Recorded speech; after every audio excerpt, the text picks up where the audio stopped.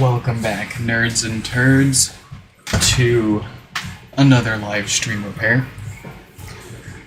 We are, of course, continuing to work on dongles in the background. Boy, does that look beautiful, eh? Well, it is functional. Anyways, yeah, and some of you will get some braided cables, some of you will get old printer cables repurposed, but reduce, reuse, recycle.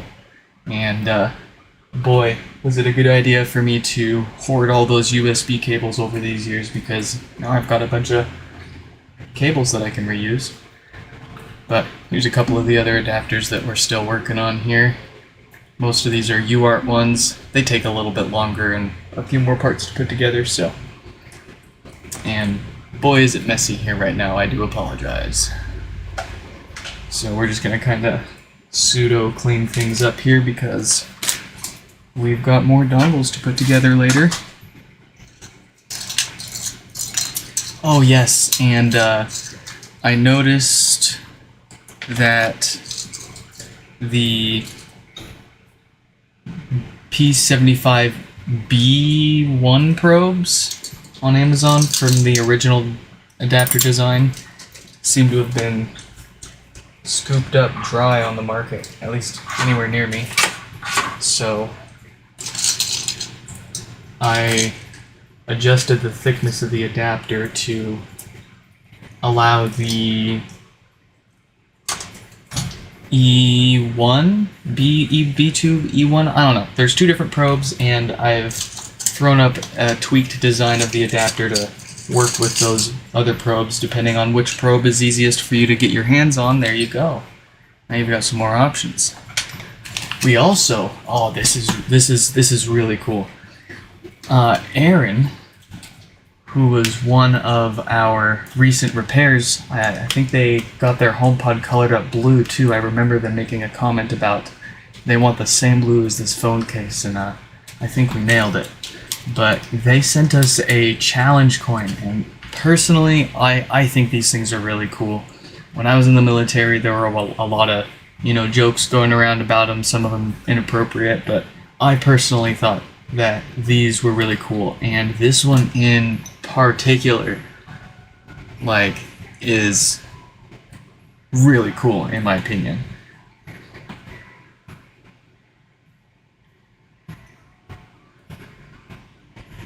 So that has earned its spot on our desk here. How well does it fit on there? That's funny. We're gonna put it here for now. I gotta clean up my desk and reorganize, maybe freshen things up for a new stream layout maybe. But for now, it has got a good spot there.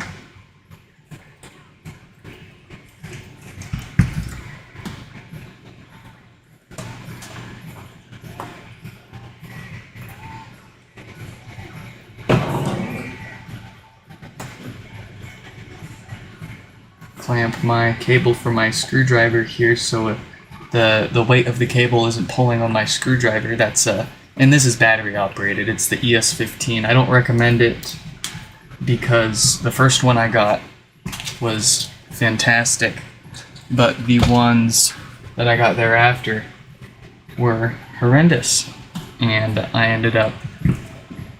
they ended up sending me like 3 or 4 replacements. I ended up buying like 3 or 4 more replacements to try to find one that worked as good as the first one I ever got.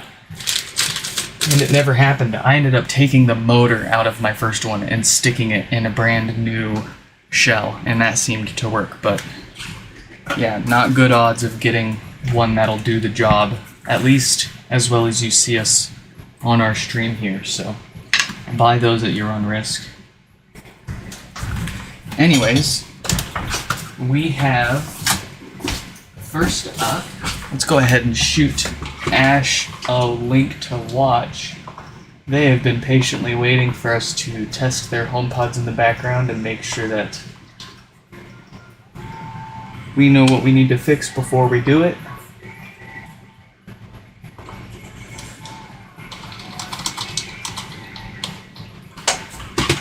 Perfect. So they sent in 2 HomePods.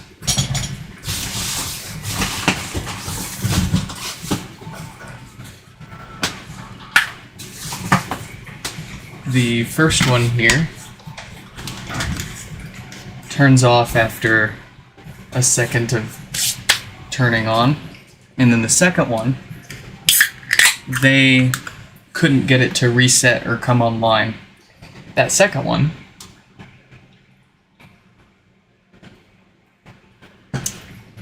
oddly enough, we were able to reset and use without an issue. As a matter of fact, it's still playing music in the background right now. Let me turn it up for you. Yeah, it's playing Styx right now.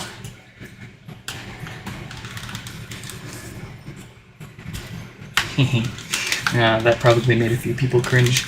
But anyways, so we'll go ahead and take this one apart first and get it all fixed up. Chances are it's an issue on the amplifier.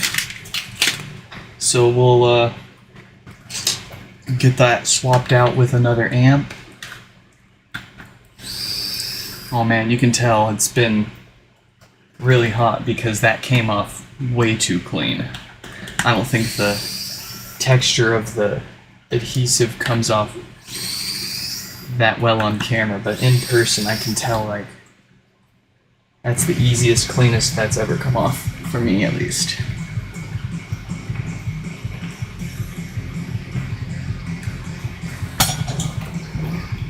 I think after playing back for a few days continuously, we can pause that other HomePod. I think it's relatively alright. But as for that second HomePod for Ash, it has been working fine for us. But they're opting for us to go ahead and do the routine maintenance on it. We'll get it apart and replace the DC filters that tend to go bad and cause death farts and other bass issues. And we'll see if it's got that crappy diode that likes to fail and cause no power. And that's going to be the same for this one too. It'll get new filters, and the diode is most certainly not causing this HomePod's issues. But if it's something that we can fix, then we'll replace that diode if it needs it while we're in there. How can we tell if it needs it? Well, pretty easy. If it's got a date code of 1746K or 1748K, or 2, if it's shorted, dead, which would pretty much be a guarantee it's got one of those two date codes. But if we see that date code, that diode gets replaced even if it's still working fine. If that diode doesn't have those date codes, it's almost certainly working just fine, and it doesn't need to be messed with.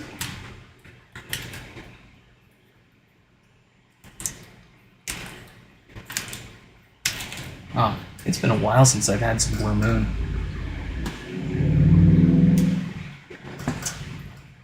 It was like one of my first favorite beers.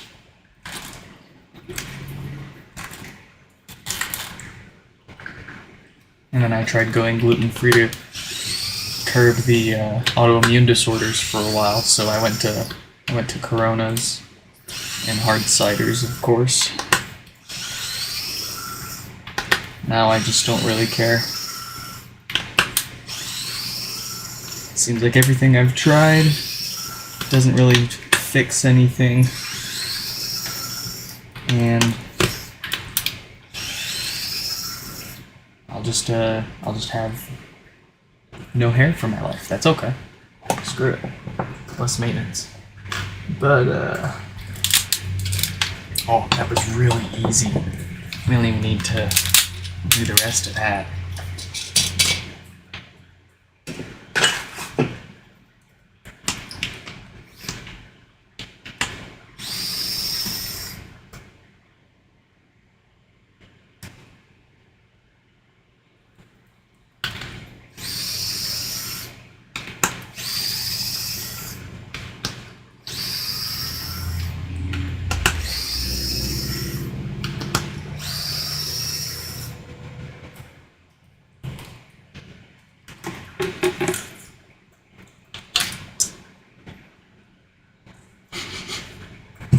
The subwoofer smells fantastic. There's no concerns there. You never know with all the different issues these things can have if it does have one, like death farts or DC offset creeping up on it, slowly roasting that woofer until it becomes a more noticeable problem.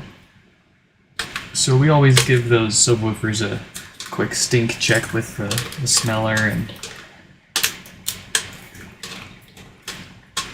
visually check it. Yeah, it's ironic, every time a basket comes off with ease, the ring neck below it puts up the biggest fight.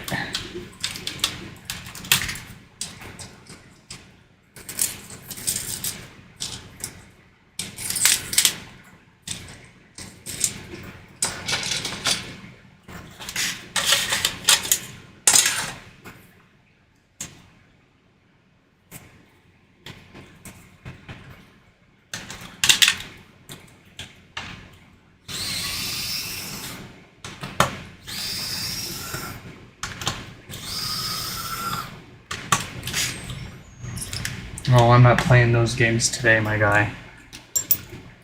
I am not extracting another broken screw.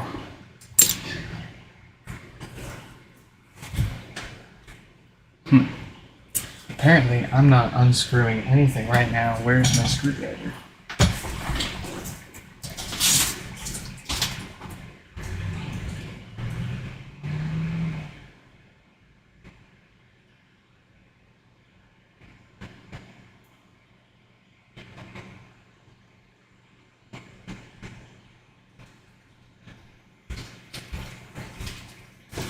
I've procured the screwdriver.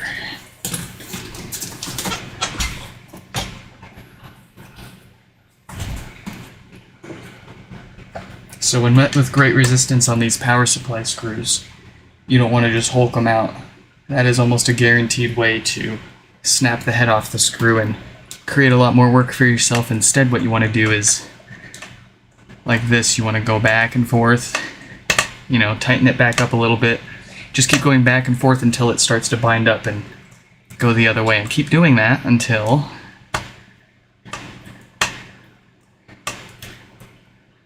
it releases itself without too much effort. And there we go. Now, there was a stream like a week ago. I shit you not. It was 3 HomePods. It might have even been in a row, but within the same stream we had 3 different HomePods snap their power supply screws off. And you're not shit out of luck if that happens, because the good thing is you could break the heads off all 4 of those screws for the power supply, and you should still be able to pull that power supply straight out, no problem. The challenge will be removing those broken screws out of your studs, or removing the stud from the board and replacing it altogether without damaging the board or breaking anything else off. We've gotten good at that.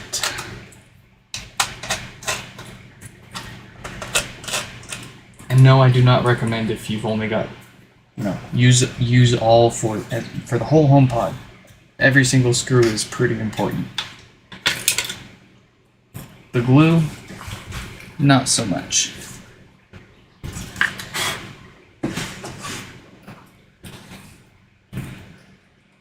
Alright, so first up, those filters that like to cause farts.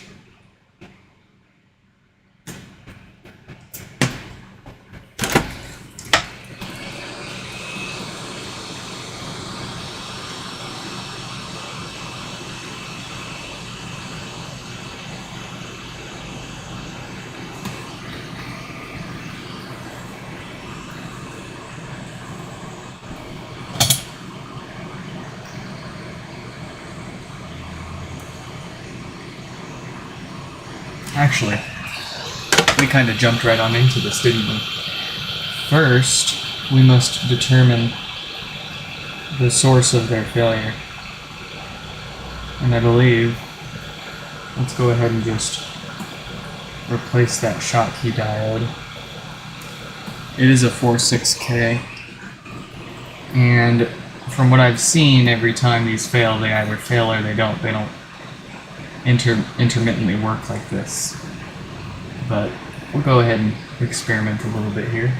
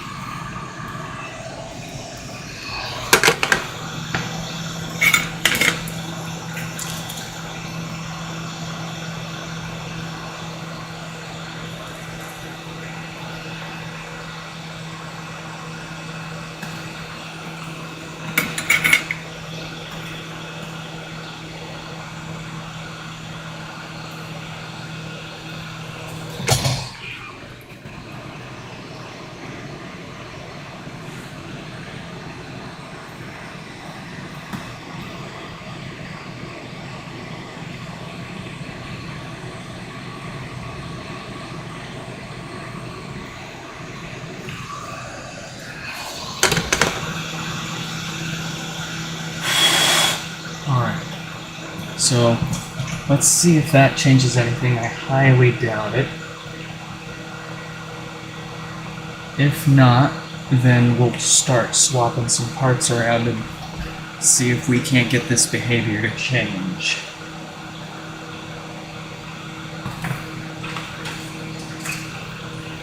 I need... Where is my ribbon cable for testing these boards? Ah, there it is.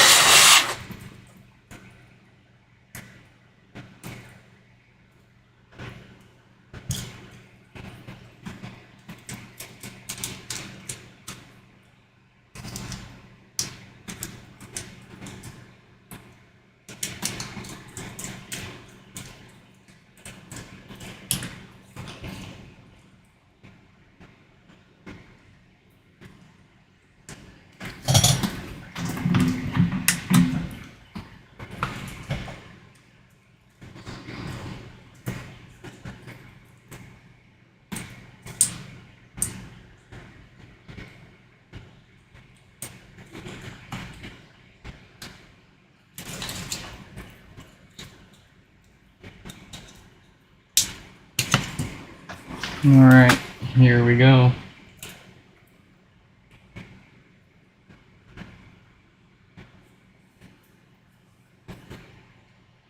That is what I thought. Okay. So if that's not it, let's try the next easiest thing here.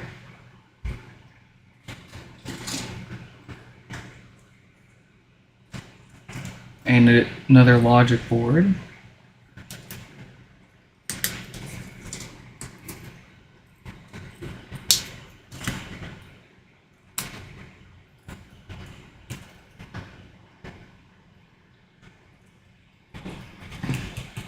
Ah, alright, so it is not the logic board.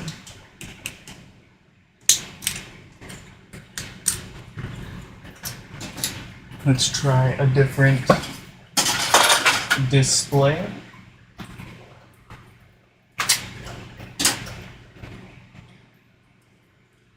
Make sure our ribbon cable isn't damaged in any way too.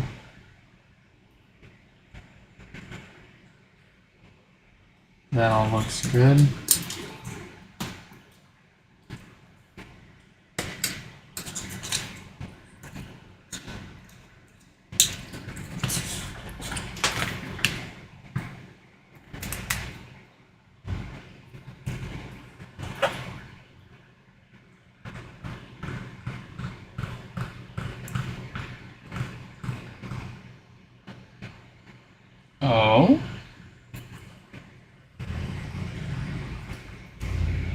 It's the display. No way. No way. No way. There's nothing wrong with this guy. It looks just fine. Ah.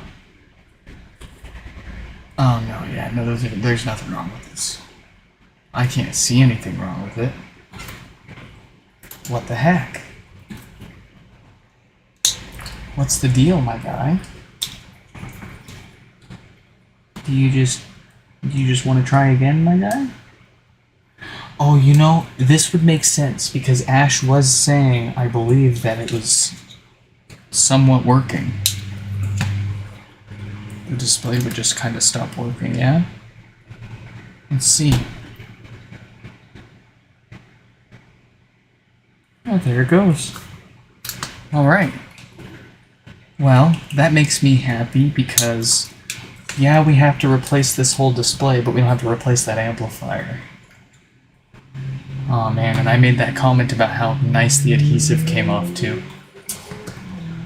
Such is life. Maybe we will explore repairing the displays one day, but for now, the hardware failures on the display themselves, unless it's physical damage, is extremely rare. Still happens enough that I've got notes for it on my website under the common issues, of course, but here's what we are going to do. We're going to put that new display over there. We are going to replace these filters, and then we'll get this HomePod put back together.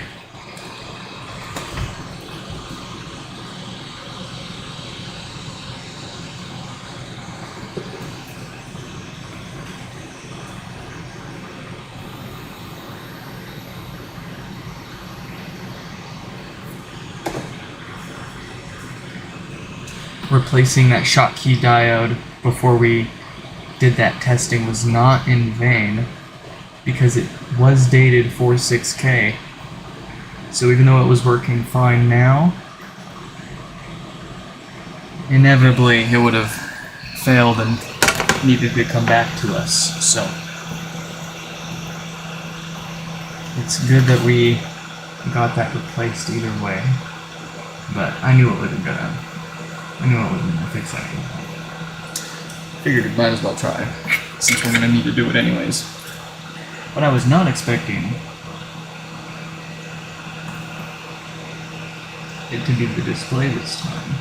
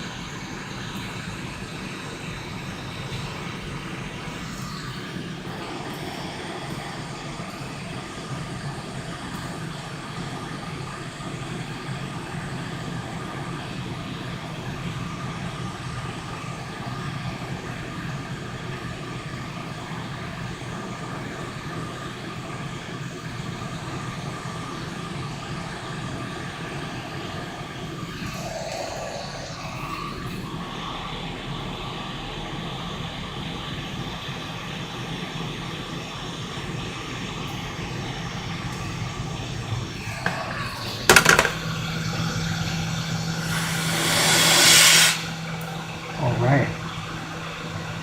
That's as fresh as this HomePod's gonna get. Dare I say fresher than factory? Yeah, Northridge Fix can't say I'm taking that for anybody else. I came up with that myself. Fresher than factory.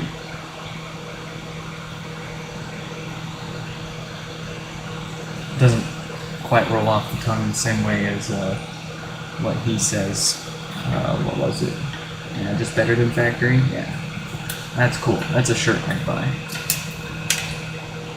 I'd buy both shirts. How about that?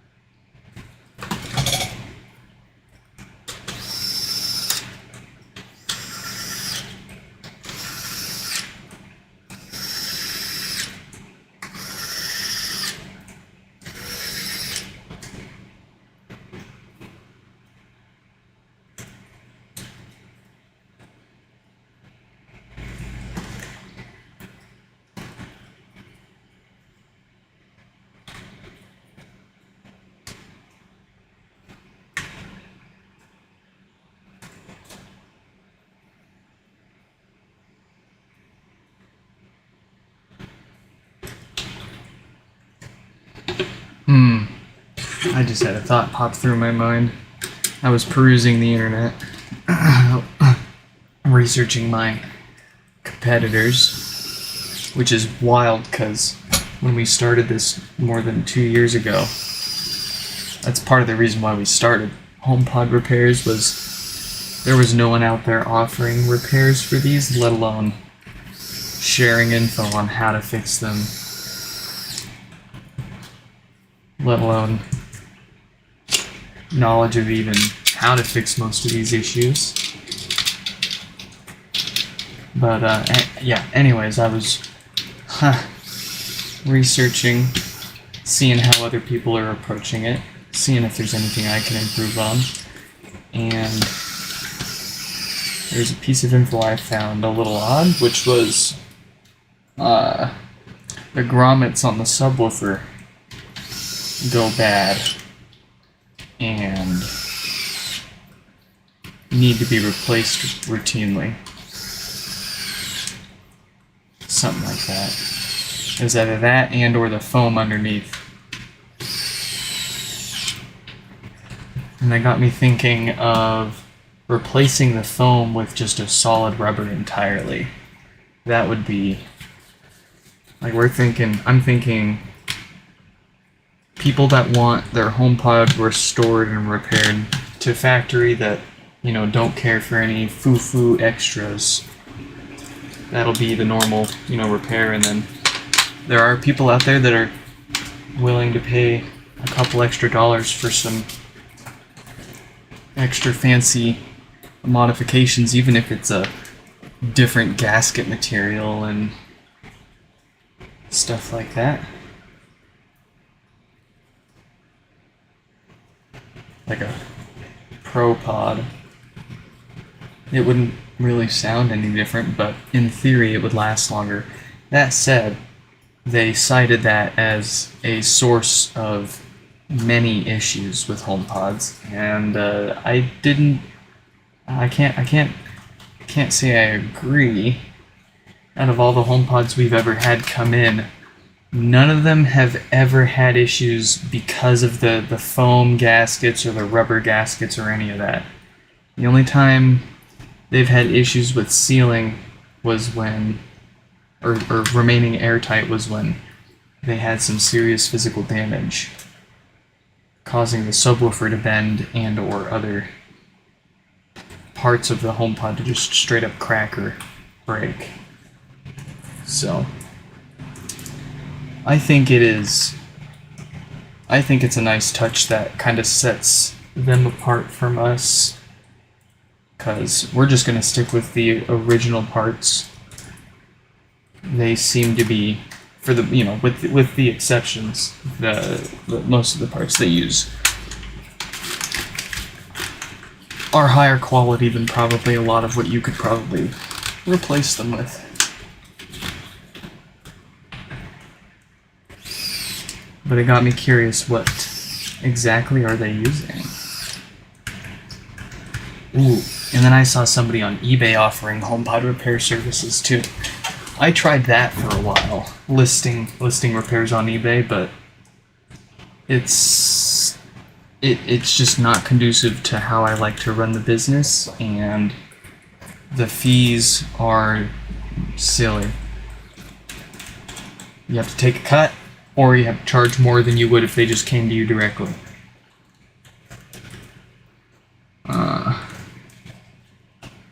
So it's impressive that they're willing to take those on. And another problem is obviously they have to pay for the eBay listing and then send their HomePod in. I very much like to keep things as low cost as possible for people for as long as possible. Meaning, if you don't have the money right now to get your HomePod fixed, but you can at least ship it in to me, then while you wait for it to get to my doorstep and while you wait for me to fix it, you can decide whether or not it's worth repairing to you and whether you want to get that money together or not. Hopefully you have decided before then. Personally, and obviously I'm biased because I'm in the business of fixing them, but the reason I got into the business of fixing them was because I like them, and they are still, in my opinion, like the best speaker you can get for its size and for its price. Nothing beats it. Not even the second gen. Not even. And it's so funny to talk to other people, because it's either they 100% agree or they think the second gen sounds better. And I think the sound quality between the two are perfectly fine. It's not like the second gen is worse. It's just not the same kind of sound that I preferred from my first gens. And if all you do is AirPlay or playing music and basic Siri commands on them, then Fantastic devices. Absolutely fantastic devices. And now that they have become immune to software issues, get wrecked, Apple. Oh, hey, welcome to the chat. Welcome to the stream. Do you think it would be worthwhile to try and reflow the NAND if the restore fails? Could I order a new NAND for an iPhone 6 and would that work? I am not smart enough to tell you for sure. Ultimately, what you should do if you're interested in getting that deep and actually hardware repairing your logic board, you should have UART. You should get the UART console and you should confirm what the hardware issues are. If it's pretty clear from the restore errors, then I'm having trouble. I think I'm having trouble. That it would be a worthwhile shot. We're going to factory reset both of these before we send them back to Ash, so that way we can guarantee they won't have problems trying to reset them themselves or getting them working again.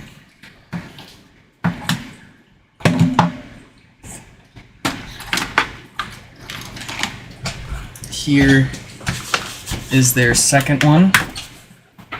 This one we have been testing over the past few days. It currently doesn't have any problems.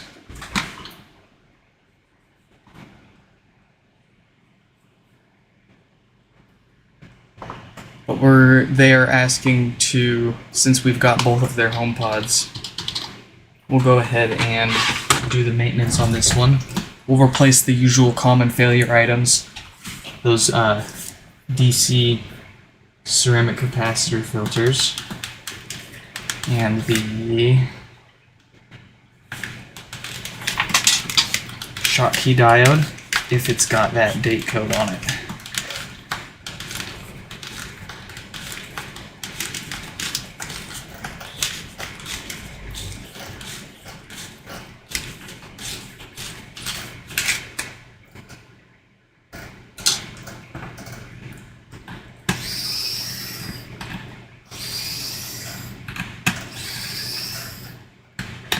It's very strange that that display on his other one has some sort of issue. No obvious signs of physical damage to it. Normally, when a display malfunctions, it's got damage that you can... No! My tool! Oh, please tell me I've got more. I know I've got more. I had more.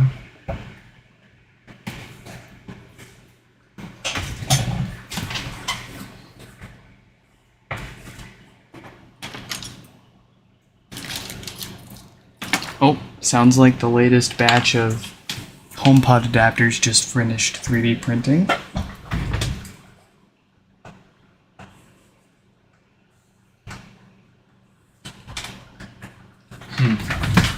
This is not good. I guess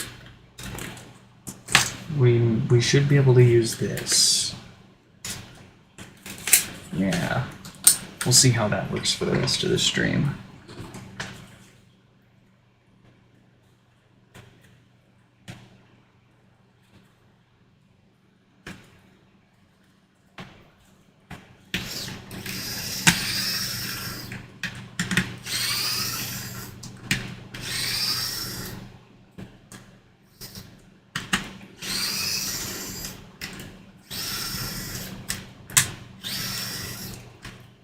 Nice and warm from being on this whole time.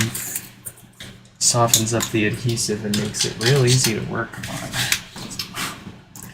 If it didn't potentially cause further damage, I would leave everybody's HomePods plugged in overnight before I even bother fixing them just to warm them up, but well, you know what I could do? maybe just get like a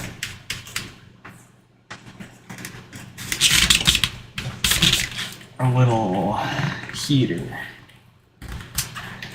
Just a really low power heater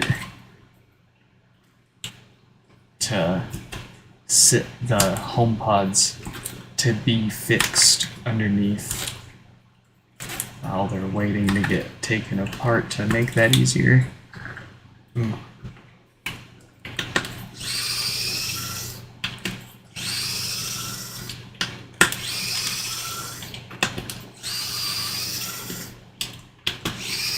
Yeah, I think so. There's a video, I think there might even be a couple of videos on YouTube of a few other people doing new NAND chips for the HomePods. I would definitely seek those. Oh, I'll find the link and I'll add a link to it on my website under the common issue for the blinking volume buttons for hardware repairs. That way people see it. But I would imagine if there are multiple people showing how to replace or reball the NAND on the logic boards, that there's a good chance that you can replace it and it'll work. Now, you can't just replace the hardware and expect things to work. There's extra steps that need to be taken along the lines of serial numbers and essentially marrying the CPU and storage chips back together. If you just swap the hardware around, if you just swap that storage chip away from that CPU without making the new storage chip look like the old one, they won't talk to each other.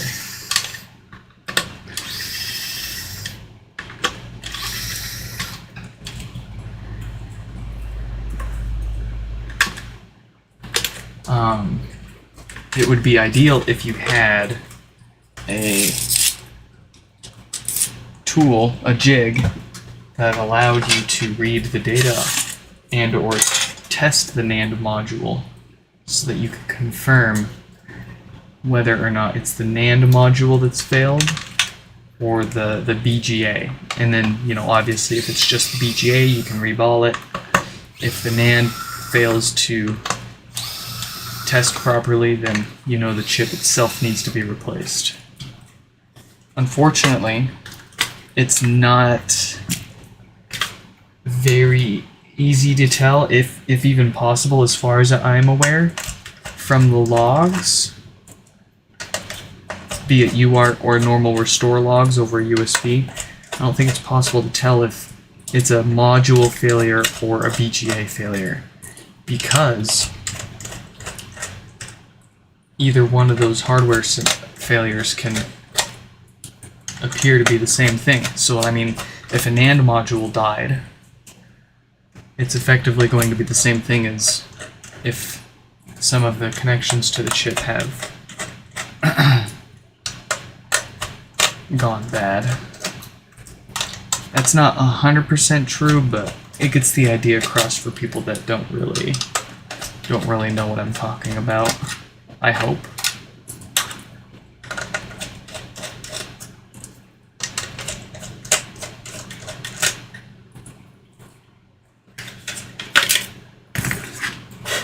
Alright, so as we were saying, this one is currently working fine. They're opting for the maintenance, so we're going to replace those filters first to prevent death farts and other base issues.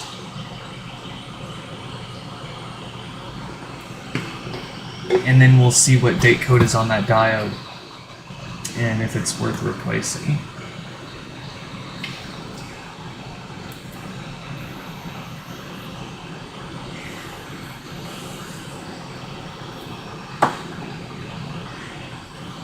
It looks like, so far, I'd say we've got about a 70 to 80% success rate of dongles delivered and people actually attempting to use them and their HomePod being actually recoverable. In other words, it looks like there are decent chances that a bricked HomePod is just software. Still no guarantee and still no good way to tell. I wish there was. That would be ideal. But I've done my best to give people the options that I can provide in those circumstances.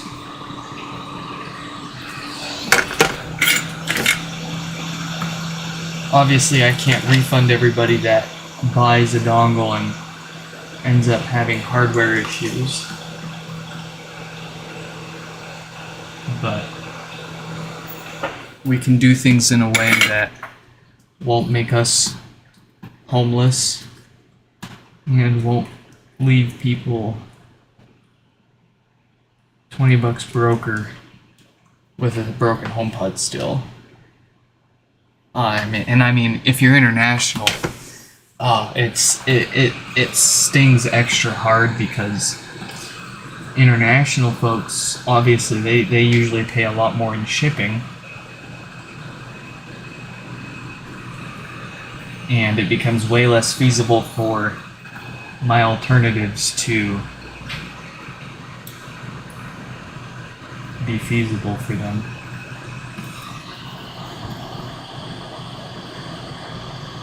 My hope is, now that the info is out there, we can make a V2 adapter that's like a nice, proper manufactured product that by itself would be nice and cool enough to just own, even if you didn't care to restore your own HomePods. Really like Mix Fix merchandise. Kind of like a t-shirt, but a dongle. You stick it on your keychain. Hey bro, you got a brick HomePod you need restored real quick? I got you, bro.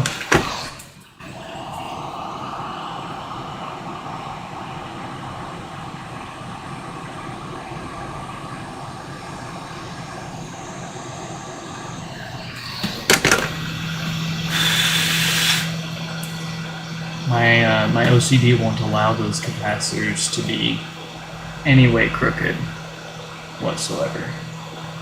Hey, look at that. We've got a 48K data diode there. Even though it's working just fine, it is looking rather toasty. And with almost 100% certainty, it will fail and cause no power issues. And I do not want to get this HomePod back. I do not want to get anyone's HomePod back. I want to get your broken HomePod, I want to fix it, I want to take your money, and I want you to take your HomePod back. And I never want to see it again.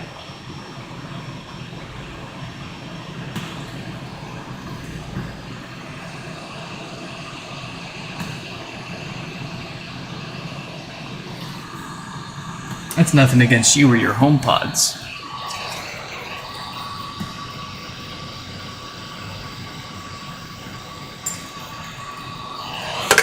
It's against me, my time, and my wallet. And your time and your wallet, frankly, too. If we don't do our due diligence and replace what we know is going to fail, we could be sneaky with this. We could know what's going to fail and ignore it and only fix what's going to go, what's currently wrong. Plan on them sending it back in and being like, oh yeah, no, that's completely unrelated. You don't have to pay to ship it in, you pay us to fix it some more. And at that point, it becomes a sunken cost fallacy for a lot of people where they're like, well, I already paid so much for this thing, I might as well. Also why I am proud to offer the warranty that I offer. Something that I haven't seen anybody else come close to. With one exception. But it seems pretty standard to not stand behind your repairs for more than like 30 to 90 days, and I'll happily cover even the shipping for it for the first 6 months if you're within the US. And as for the repair itself, that's up to you. That's easy. Like how, I get that, like, if you can't, you can't afford to take people's stuff back all the time if it keeps breaking, but why would you be fixing it then? I don't want to fix something if it's going to keep breaking. Now, that said, there are, like everything in life, there is an exception. One thing that comes to my mind would be a device that somebody once repaired, not for continued use, but more specifically to get what they need off of it before they can't. And obviously, a lot of that would be like data recovery and like phone and laptop repairs where people, But at the same time, I imagine a lot of people get a bit of false hope thinking, okay, well, it's fixed, so I might as well, like I should be able to use it now. And then they kind of rely on it. And then it fails on them again at the wrong time.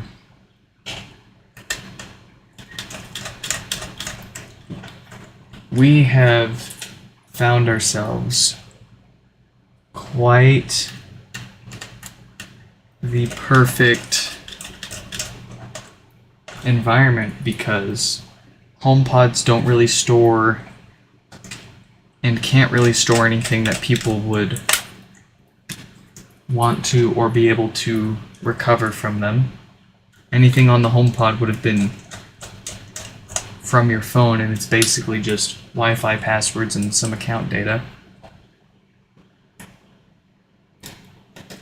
And we're confident enough in both the hardware and our repairs that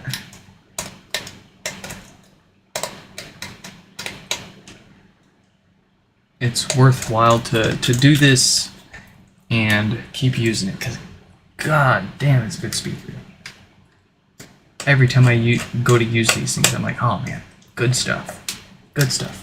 And then I stop listening to them and I forget where I'm at. I'm like, oh, snap back to reality. It's like walking out of a movie theater. You're like, oh, I forgot I was even here.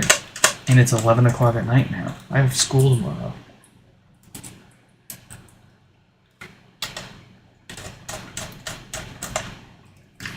Haven't heard the story of how you discovered the reprogramming fix. Just curious. Well, first of all, welcome to the chat. I don't think I've seen your name around here before, so the warmest welcomes. We're pretty civil and tame right now. You caught us at a good time. But the story, there's really not much to it. Basically, the past 2-ish years, pretty much this whole time we've been offering repairs. The software issues and the bricked HomePods have always been kind of looming over us as one of those irreparable issues that it is just what it is, even though the potential fix for it is just right there. It's right there. So I figured, why not offer like a bounty, offer up a free HomePod to whoever can figure it out and give me the steps to reproduce a fix in-house. Because if you get a HomePod and you reball the NAND chips, good for you. You solved the hardware issues for these, but there is certainty that a lot of these are just software issues, and reballing the NAND isn't going to change anything. So, and even if you reball the NAND, or if you replace the NAND chip, you would need to be able to read the data off of the old chip and copy that bit for bit to the new replacement storage chip before it would work. There was no way to restore the software. So anyways, for the past few years, I threw that bounty up. Free HomePod if you can figure this out and tell me how to do it. Tim Starr and I crossed paths briefly. I want to say it was like 6 to 8 months ago, maybe. And I think I probably did an awful job communicating the problem and the the impact, and ultimately it kind of didn't really go anywhere. And frankly,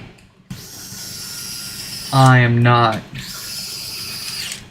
as much of a wizard as it may seem for that restore stuff. And I'll tell you why, because, and I've been trying to make this clear, I didn't really do much anything, but, you know, Tim Starr and I, we talked for a bit, that didn't go anywhere. This fellow David comes out of nowhere, and he's like, hey, I think this is perfectly doable. Would you be able to sell me a software bricked HomePod? And the reason why they wanted to buy a bricked HomePod from us was because all of the ones on eBay, nobody was saying whether it was a software brick or hardware brick. But he had a way of knowing which ones were software or hardware with USB access. So we went through a couple of HomePods, we pulled a couple of different boards together, most of them with software issues. We sent them one with hardware issues just for fun, but we sold them a bricked HomePod and a couple of extra bricked Logic boards for the price that I offer people for their bricked their broken HomePods. So $60, and I even charged them for shipping.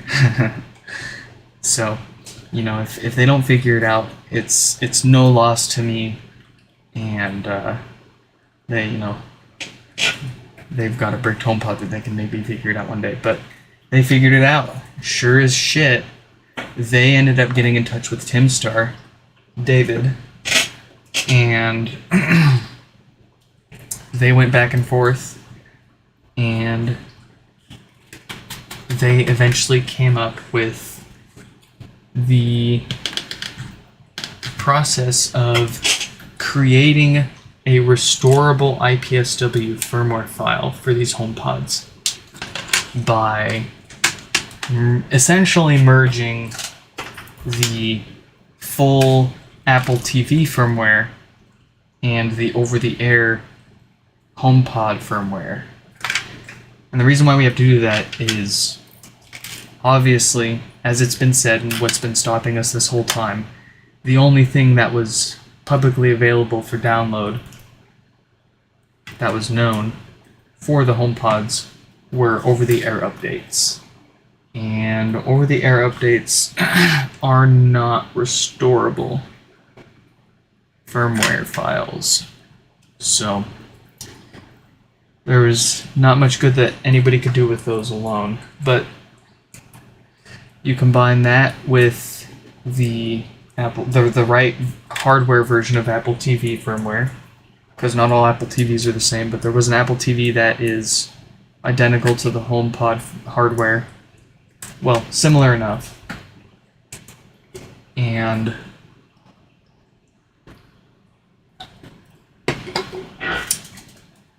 pretty much you guys know the rest. David let me know that they figured it out. They provided me the scripts and some steps to test it out for myself.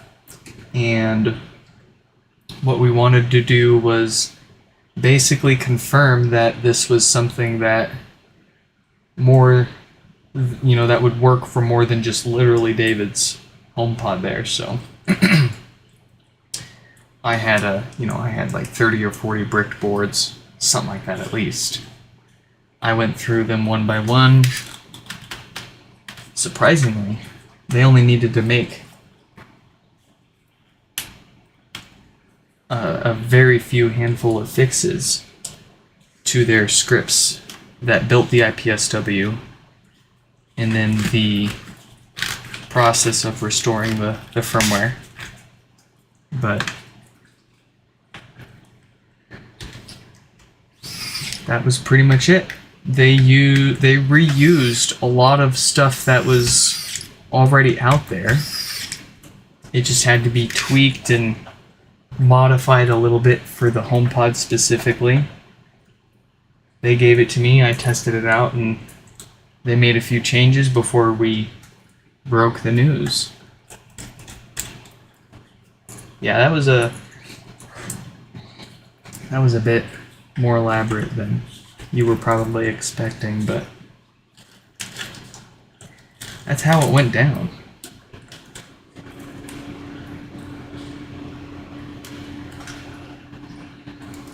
I think it was almost a year ago, if not more than a year ago by now, that Tim Starr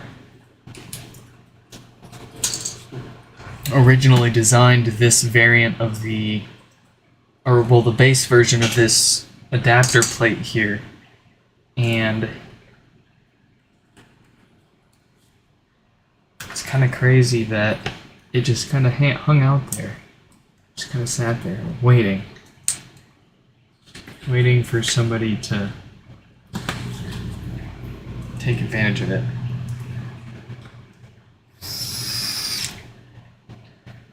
And I'm not sure. I'll have to ask David now, but I don't know if David ended up soldering wires to his debug port or if he built his own adapter to figure all of this out. And it took I think, give or take a few weeks, maybe a month-ish, for all of us to get this figured out.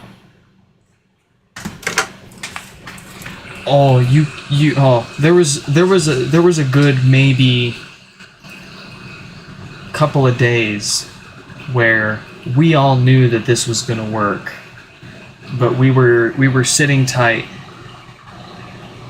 We were making sure that everything was as usable as it reasonably could be, and that we were able to prove the point strong enough. But that feeling when you just know you've got the answer. Oh, and people emailing me in the middle of us figuring this out with their problems. And we didn't want to say anything until we knew for sure that this was going to work, and that all of that what we were seeing and what we were trying was true and real. But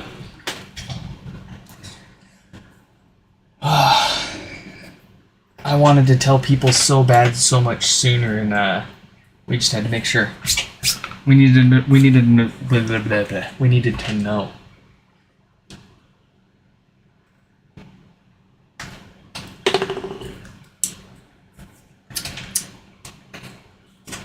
And there we have it. This one's not going to complain about the Wi-Fi because I already reset it and joined it to my network, so... I'm having trouble Oh, well, it will because I'm impatient. I'm having trouble... Alright. I'm having trouble connecting to the internet. I know. There we go. Both of Ash's HomePods are all fixed up.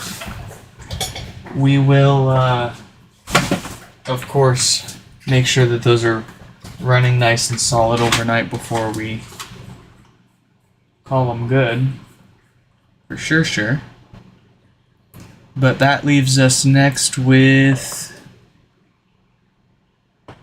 Let's grab David's HomePod here. And I'm picking theirs because they already dropped it off and they have been waiting patiently.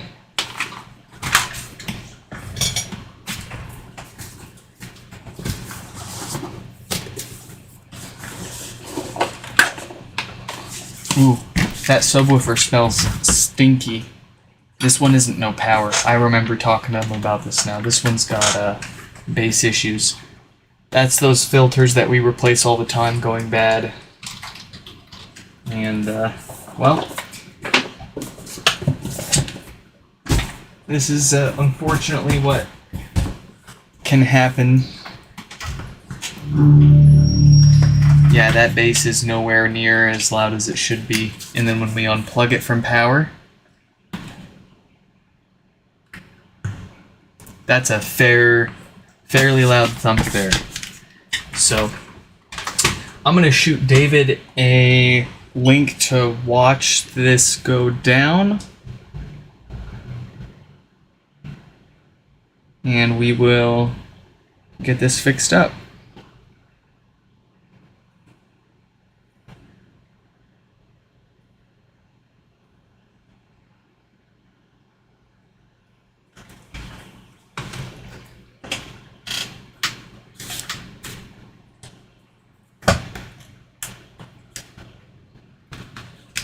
Is this my new? It is my new one. That explains it. Hold on. Let's just keep. Let's just do that. I'm commenting because my old Jimmy tool, I have it bent a few degrees, but this new one is fresh. I haven't done that yet. Curious if it even helps me at all here.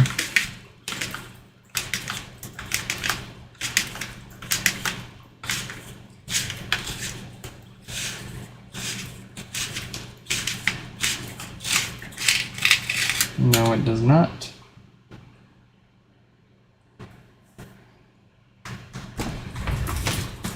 Where is my proper Jimmy? Oh, it's probably in the living room.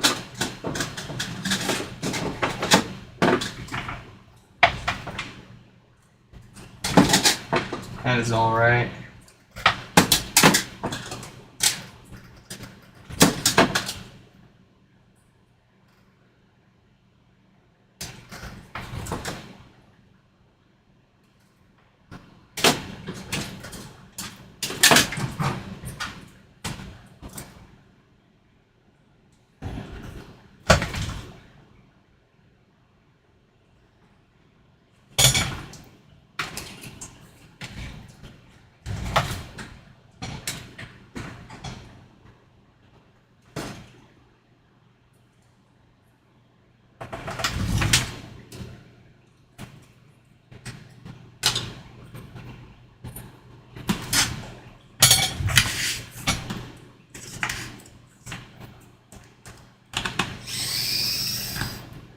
What causes the sub to smell bad?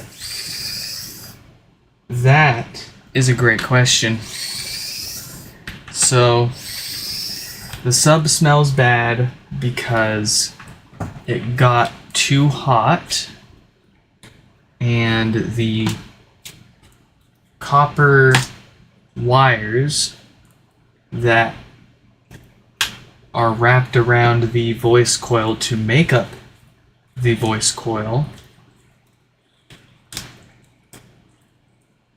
Alright, this isn't gonna work. I need my plastic one.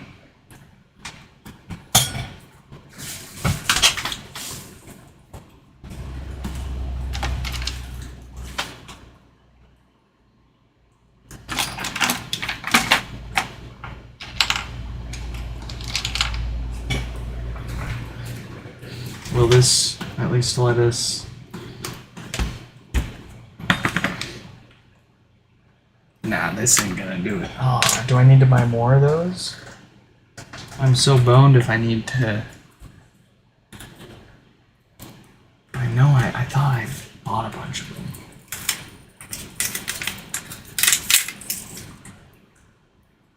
Okay, sorry, I got distracted there. What causes the sub to smell bad? Sub smells bad because the copper wires that make up the voice coil got too hot, and they usually get too hot when they aren't fed the proper signal. They are usually fed the improper signal when those ceramic capacitors, those 4 ceramic capacitors that you see us always replacing, when those go bad, they allow DC voltage through the audio signal into the amplifier. And the amplifier's job is to simply amplify its input. The filters are supposed to make that audio signal nice and clean before it's amplified. So without those filters, the amplifier is going to continue doing its job and amplify that dirty DC voltage. And your speakers, all speakers, are run on an AC signal. Yes, that's right. I learned this myself when I got into HomePod repairs. I didn't know this.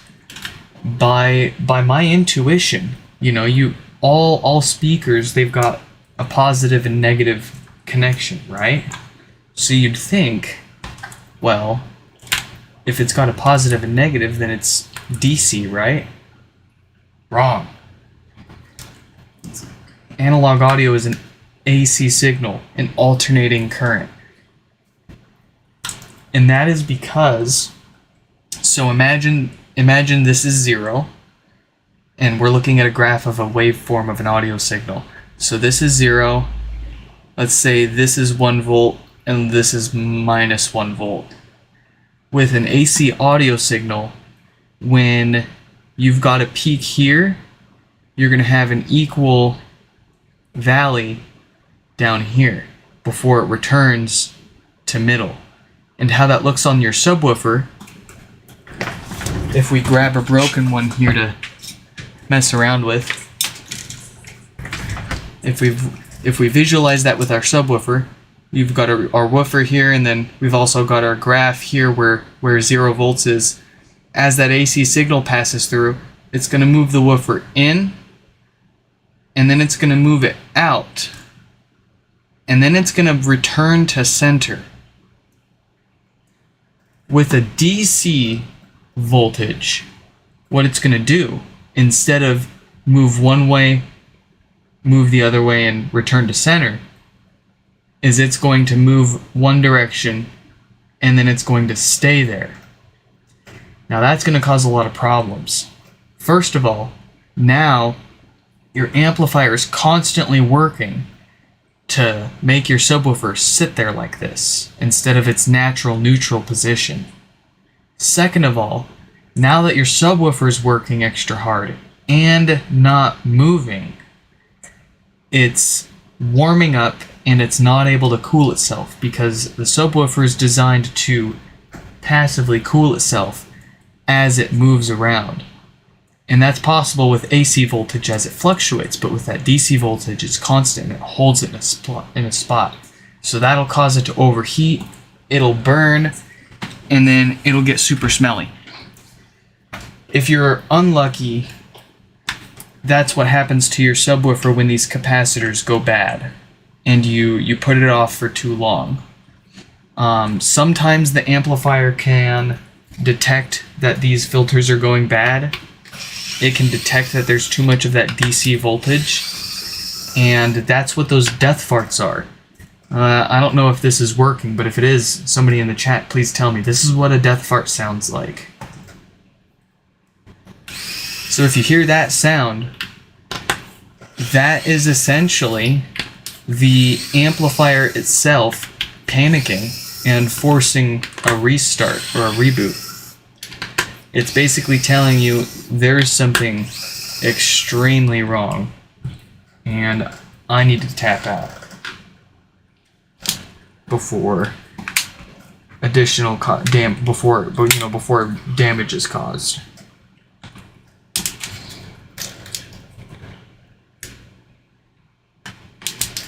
So one of your next questions might be, why do those capacitors go bad and lead to this DC voltage and these death farts?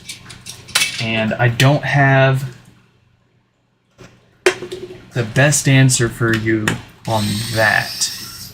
What I can say is it is an unfortunate side effect that all ceramic capacitors naturally decay over time, and they will lose their effectiveness at filtering or removing DC voltage. in a lot of applications, this doesn't matter so much. Oh boy, I don't want to smell it.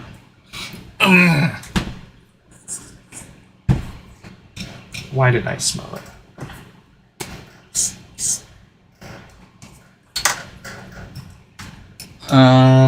Jeez, what was I saying? I don't even remember what I was saying. That knocked me out.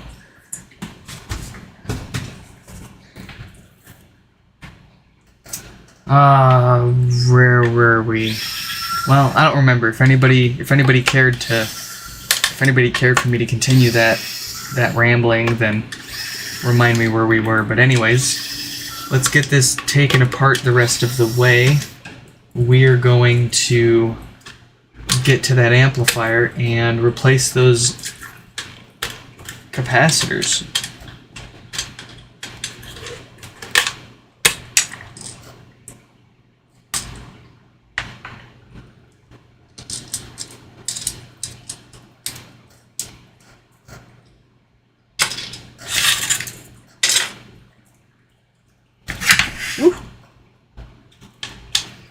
We don't want to just drop in a good replacement subwoofer in there and assume everything will be fine and dandy. Like I was saying, those filters went bad. That's why that subwoofer roasted. The speakers in these, like speakers in general, are very robust, and if given the right power, will last for a very, very, very long time. As Sing would put it, for generations. But the rest of the hardware, not as much. So, yeah. Is that David? Oh, I'm glad you could make it.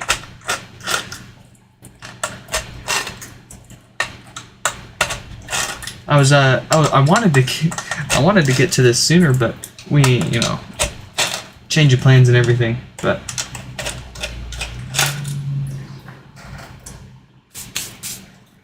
I've got, like I was saying earlier, we're in such a great, this is such a great little niche market to be in, because not only are most of the repairs that we do and most of the products that we are willing to fix and that we're known to fix fairly reliable once you replace the common problems or repair the common problems. I mean, you guys are just great. I've always feared running my own business and dealing with customer service and angry customers and people make mistakes, I make mistakes, and I have to, take responsibility for that. But so far, I have never had a bad experience with anybody. And even if things don't go the way they expect, neither, from what I can tell, has anybody else. Alright, well, there is one exception. And I can't even call them a customer because they didn't even send anything in. And it still irks me a little bit. But you can't avoid it, and there's always going to be people out there like this. In any industry or any business that you're in. But it was about a year ago. We didn't have a fix for the software issues on these HomePods, so if someone did send a bricked HomePod in for repair, it was a rather expensive repair, and we just outright replaced the logic board. We made it worth it. We replaced, as we always do, we replaced the other components that tend to fail. But this fellow reached out to me. I'm not going to mention their name or anything like that. Don't figure this out. You probably can't figure it out, but don't even bother trying and harassing this person. They reached out to me like a year ago. They were like, "Hey, I've got a bricked HomePod. Can you fix it?" at the time, I didn't even have replacement logic boards to offer repairs, so for most people, I was telling them they're out of luck, but for whatever reason, I felt like helping that individual out. So I took one of my personal HomePods offline and set it to the side so that I would have a guaranteed good working logic board for them on hand when they sent it in for this repair. And they sounded like they really wanted this repair. I don't know. I'm not the person to tell you what is important or not to you in your life. Music to me is one of the most important things to me in my life. So, in any case, it seemed like it was really important to them that they get their HomePod fixed. So, I figured I'd make a special exception for them and make it happen. And I think I was even charging a little extra for those repairs, and I ended up giving them a relatively good... I can't say that because ultimately it was probably just a software issue that should have been a free fix, but at the time, given the circumstances, I think I gave them a good offer on repairing their bricked HomePod. And they said, that sounds great. I'll get it in the mail and send it off to you soon. And I didn't reply to them after that because like at least 5 out of 10 of my emails that I get end up actually being people that send their HomePod in. If not more than that. And side note, that 10 ohm resistor there is absolutely blown up. So I'm glad I caught that before we put this back together. That's another casualty of those filters going bad. They not only can fry that subwoofer, they can fry other components on your amplifier. This is one of the more common ones. Anyways, this fellow, they reached out to me for repair. I gave him a good offer on a repair that I wasn't even able to offer at that time, but I made special arrangements for. And they said, okay, I'll drop it off in a few days. Or maybe they even said I'll drop it off today or tomorrow or whatever. But I typically don't reply to people via email if there's nothing meaningful for me to say. It's a waste of my time, it's a waste of resources, and frankly, I just do not usually have the time to say, awesome, thank you. I've tweaked that a little bit since then, but anyways, they say that I don't reply, because I expect, like, literally everybody else up to that point, they would drop it off in the mail like they said they were going to, and then follow up with a tracking number. A few days, I don't even think it was a few days. It wasn't even 2 full days that had passed before they followed up with another email to me saying, like, is this still, like, are you still good for this? Like, they were basically implying, like, because I didn't say yes, even though I already said yes, that they were waiting for my tertiary confirmation to send it in. And before I could even reply to that, they had left me an email on my Trustpilot. They left a 1-star email. And they went to freaking Mac Rumors forums and made a post. And they were like, yeah, I reached out to this NixFix guy and he's like a total scammer. He gave me what sounded like a reasonable repair offer and then totally ghosted me. And it's like, first of all, how can somebody that ghosts you with no other exchange made possibly be constituted as Scanning. Second of all, you never even sent anything to me. And you're leaving a review.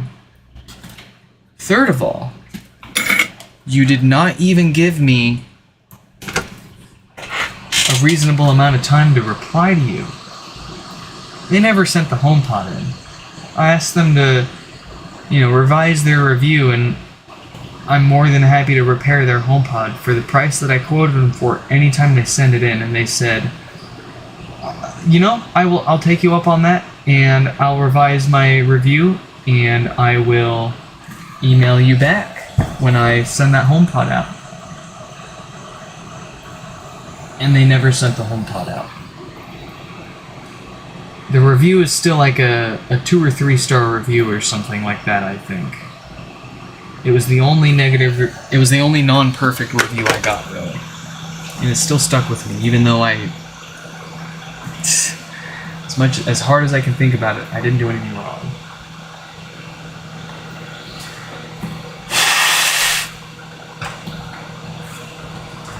And they went on Mac Rumors forums, and they were like, yeah, I reached out to Nixfix, and he totally ghosted me. And it's like, I try to set the expectations on my website that it can take a while for me to reply.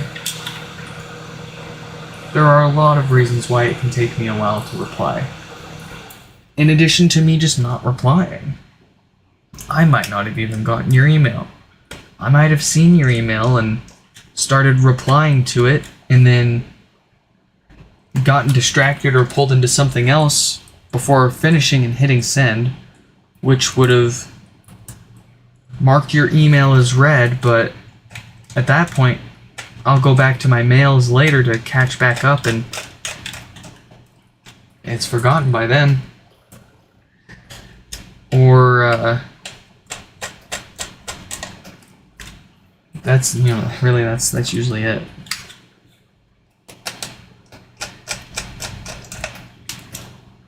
But I fully expected that to eventually happen, and then it happened, and it still sucked, and it still sucks.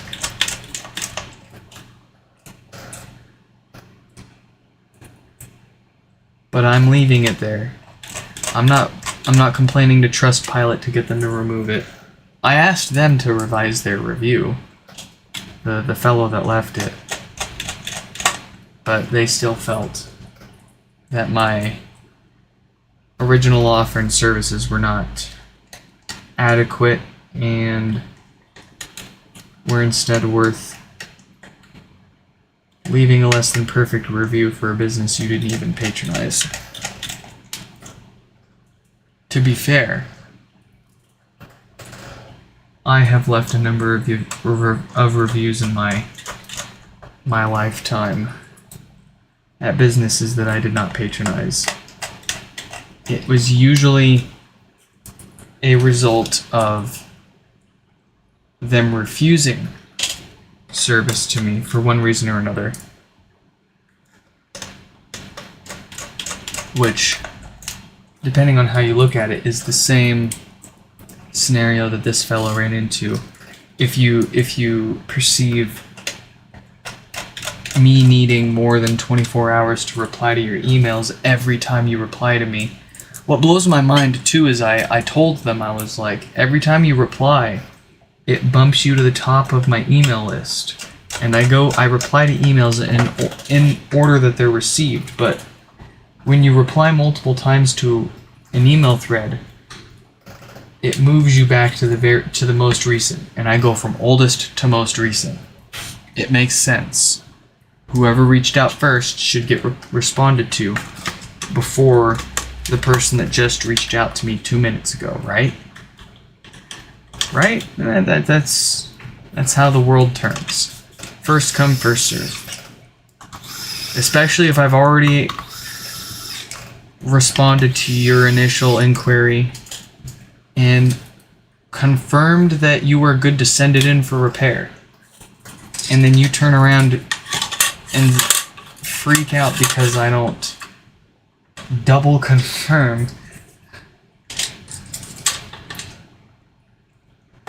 Jeez.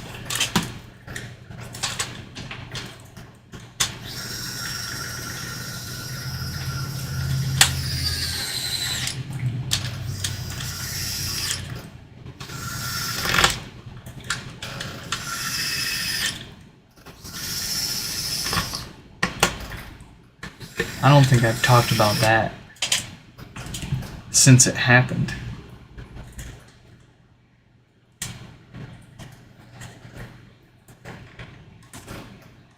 I hope they're doing well, though. I hope... Oh, and before... That would be so ironic if they ended up reaching... They caught wind of the news of HomePods getting debricked and they reached out to us to purchase an adapter, and nobody knew any better. Everybody forgot everything.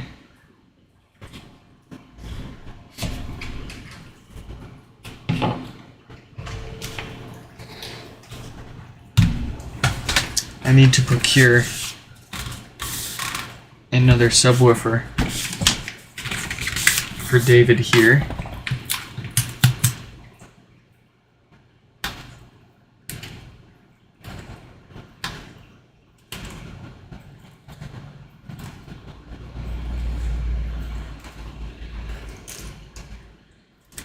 You know what? Give us 1 second. We will be right back. Grab a coffee, grab a tea, grab a bathroom. We'll be right back.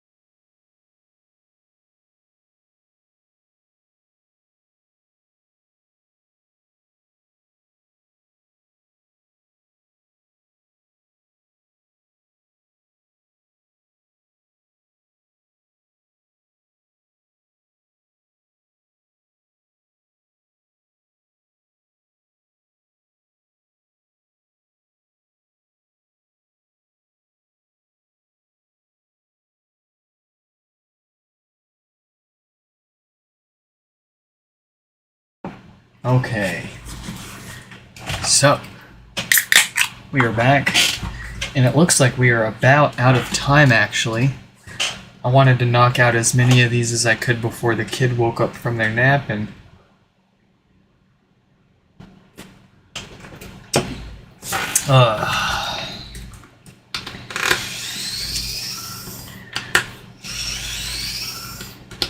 how many more do we have? 1, 2, 3, 4, 5 still? Oh my god.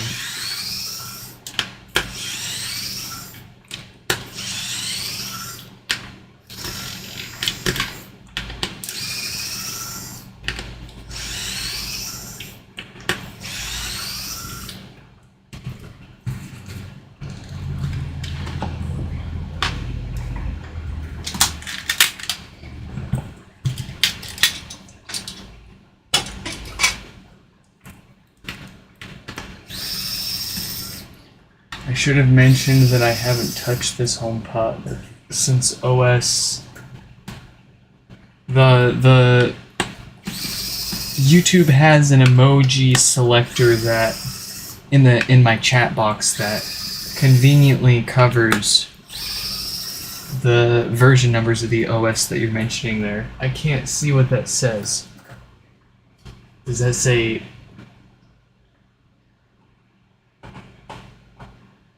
Good grief, YouTube. 15. OS 15. You haven't touched this since OS 15. Okay. Tell you what. You should be perfectly fine on OS 15. What'll happen is, if you want us to leave the software alone, we can. In theory, if your Wi-Fi hasn't changed at all since this broke, you will be able to power it on, it'll rejoin your network, and things will continue to work exactly as they were before this thing had problems. Or I can update it to the current version of the operating system, 17.6, and it'll come to you factory reset and ready for you to add to your setup again with your phone. So totally up to you. It won't cost you any more. What I'll do if you want it reset and updated is I'll just plug it into my computer and update the software that way instead of trying to update it over the air with my phone and potentially waiting days for that to happen. But otherwise, you would not have a problem if you don't want to deal with having to reset it up. You don't have a problem with leaving it as is and taking it home and letting it do the over-the-air updates too. So it's actually been factory reset. Oh yeah, I'm totally forgetting that. You are correct. It even played the setup tone when we were taking a listen before we took it apart. So I don't even know why I'm going this far. This is what happens when I drink more than one beer and I talk while I work. We don't need to do that. We only needed the subwoofer from that. Anyways, since it's already factory reset, it doesn't seem like there's any reason for us to not update it for you then. We'll go ahead and do that for you.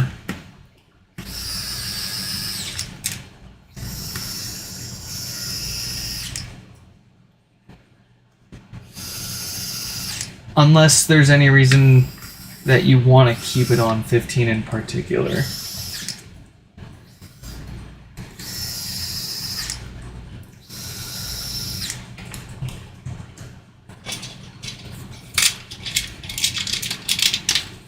Personally, I always recommend, unless big news comes out about a particular version causing problems, in most cases, I've never seen a release causing issues.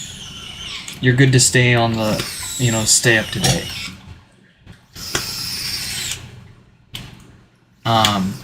Ironically, OS 15 in particular had a version or two that was prone to kernel panics, which would result in a really loud pop, followed by a forced restart of the HomePod, so it would abruptly pop and then stop playing music and reboot itself.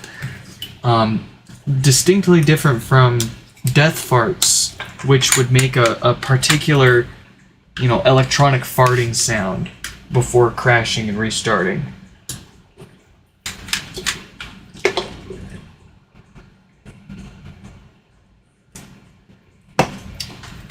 Yeah, that's what I like to hear too, David. Alright, I'm more than happy to do that for you. And it minimizes the chances of, if you were to update it yourself and things go wrong, well then, at least if we update it before giving it to you and things go wrong, it's already here and we can resolve that.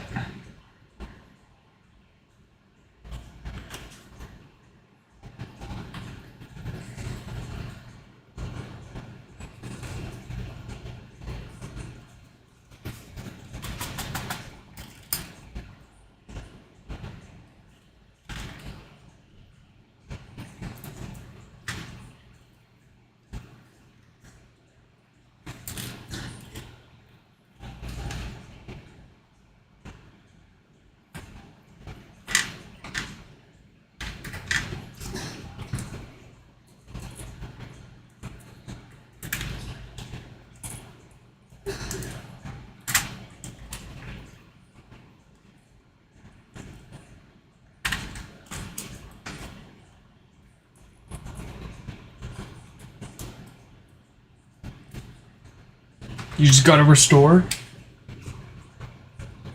You gotta restore? Yes! Yes! I mean, don't get too excited yet. If you were getting NAND errors during restore, and then suddenly it restores fine, the likeliness of that being a connection issue is unlikely. The likeliness of that being a thermal-related BGA failure is much higher. Change in temperature tends to change the behavior in a device if it's a BGA failure. For example, you look back to the Xbox 360 Red Ring of Death, and the common fix doing it yourself at home was cover it in a towel for an hour or two, or stick some toothpicks in the fans so that you would basically induce self-overheating. And the idea was it would get hot enough to resolder the chips back to the board, but that both didn't work and would more likely than not just cause other problems, or more problems. Similar idea with the HomePod here.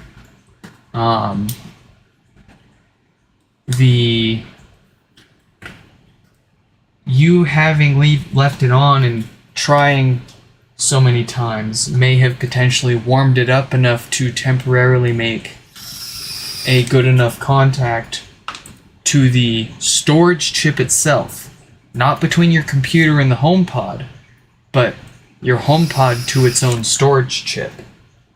Heat will definitely have an effect on a ball grid array failure.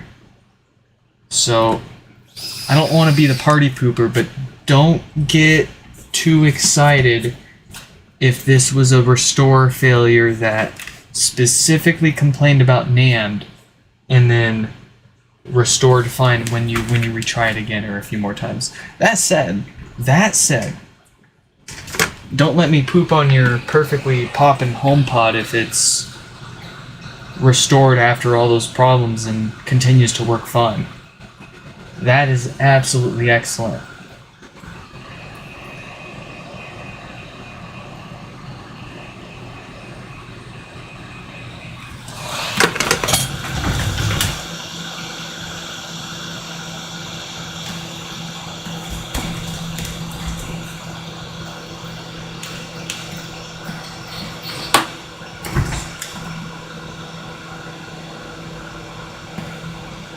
All right.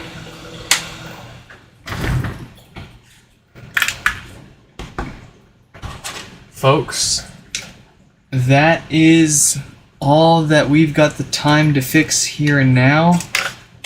We'll do more tomorrow, obviously.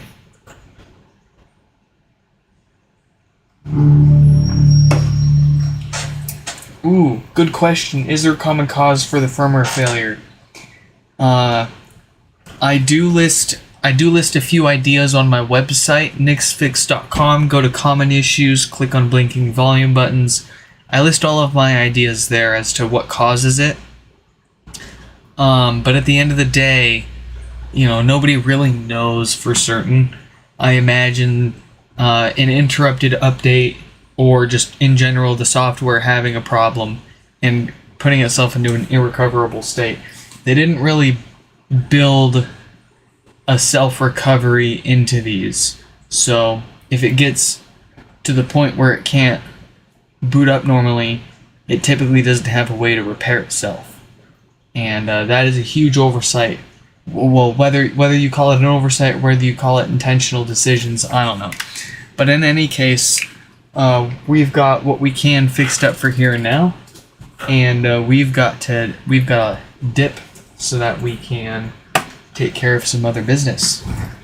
I hope you all enjoyed this live stream repair. If you want to see more, give me some encouragement, leave a like, subscribe, share our channel around, share the news around about being able to debrick these HomePods and get the word out there. I hope you all enjoyed, and I will catch you in the next one. Goodbye.